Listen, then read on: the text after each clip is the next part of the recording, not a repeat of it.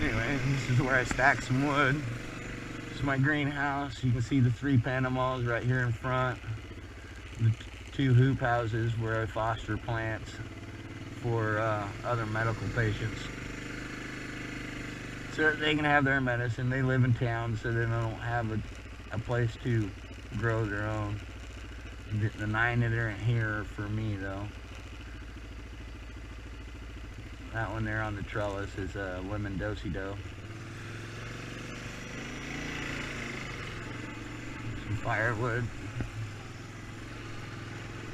And from that tree there, I cut it down last year. I've been meaning to kind of level this out a little bit and put in, build a new greenhouse.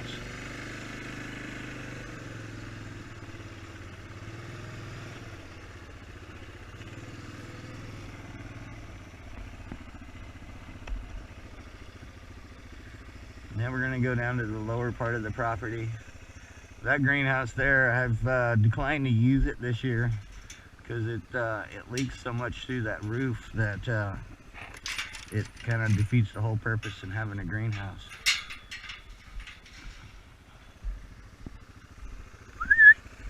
Come on.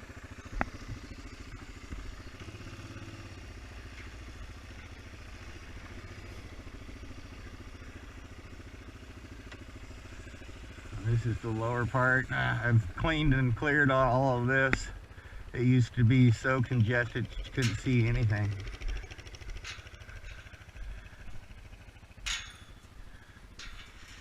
Make sure the goats don't get into the plants, because they'll devastate that in like minutes.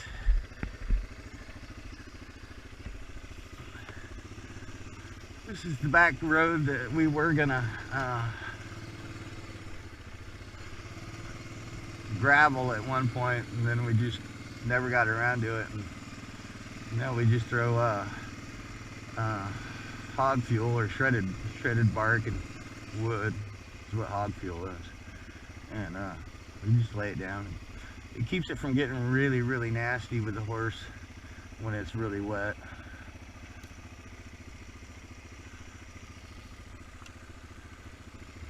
All of this has been, most of it anyway, has been cleared.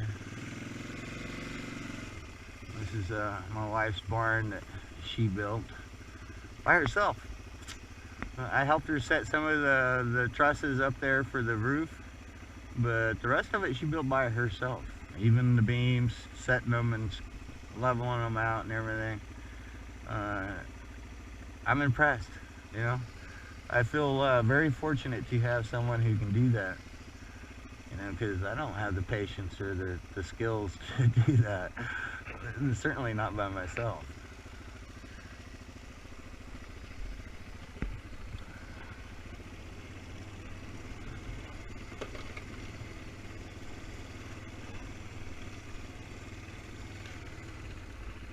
We've got some old growth stumps still in here. They're really cool. Especially with the goats. The goats clean them off, keep them clean. You can actually see the whole thing.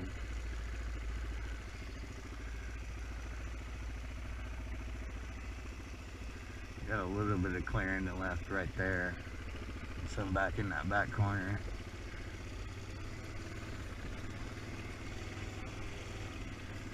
And here's our lower meadow. And the property line to my sister-in-law's place. She bought that 5 acres from us.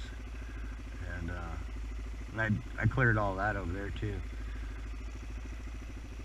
Just kind of OCD about the whole fire situation.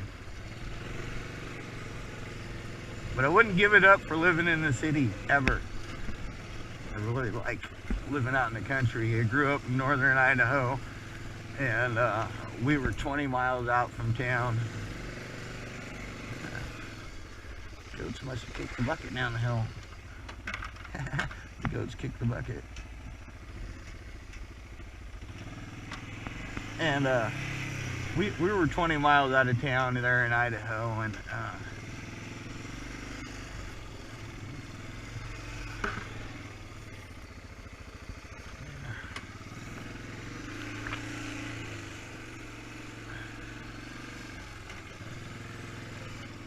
we were like one of six residences that were out there when we first moved there, and back in '79, and then right before Mount St. Helens went off that next year, it was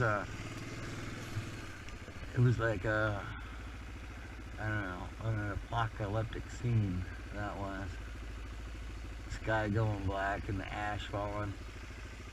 Didn't know what was going on. Here's the other corner. This is the south, the southeast corner. And this is the creek. This is Girard Creek. It feeds into the main creek over there along the road.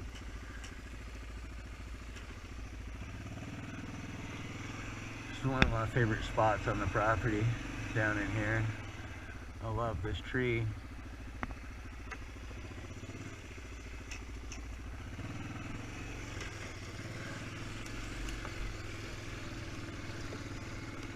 There's actually salmon spawning creek right here. One of these days I'll catch some of those dead fish after they spawn and add that to my compost. We don't generally see any up in here until late September,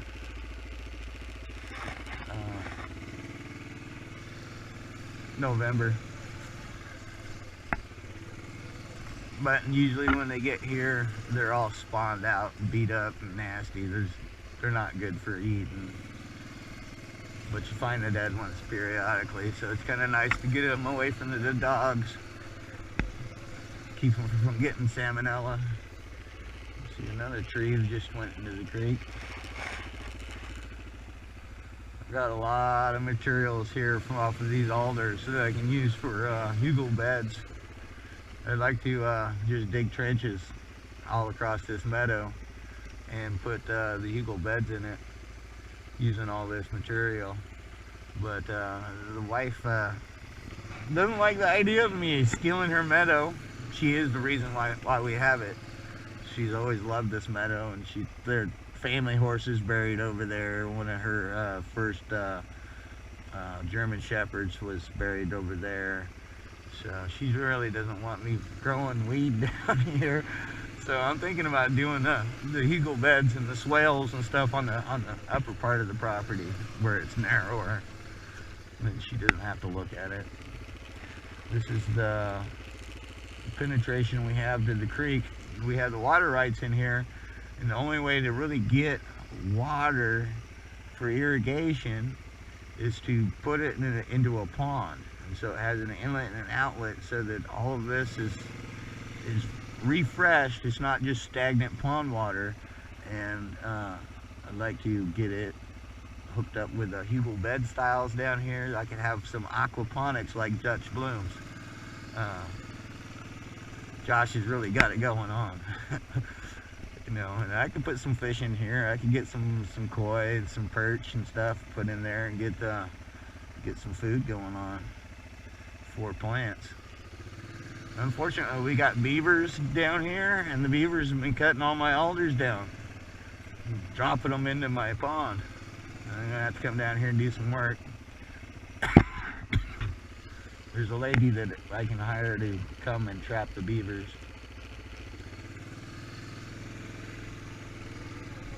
Some more hugel bed materials there. And here, this is an old stump that fallen over and across my trail here. And it's already pithy, it's already breaking down.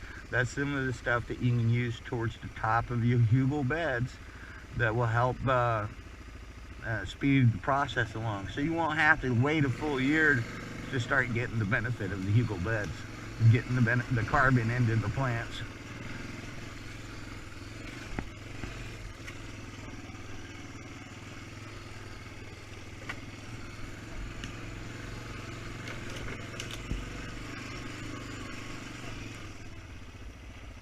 Some more old growth stumps. That's an apple tree that was planted here back when this was the homestead, and over there was where the barn was at, and these people tore it down and took the tin off of it and put it on a couple of double wide trailers they pushed together. And then they were just going to burn the barn to get rid of it. And they ended up selling it for a couple $100 to some guy to demo it and take it out of here. And what he left, my wife was able to scavenge through and use for her barn. This is the northeast corner of the property. Like I said, it's just way wider at the base of this property than it is up at the top. I used to have trail off through there because this was part of our 15 acres that we had. Here's the perfect tree for a tree house. This one is actually one tree that was split here, and then they both split again up there. So there's 4 tops off of this one grand fir that's grown up like, I don't know.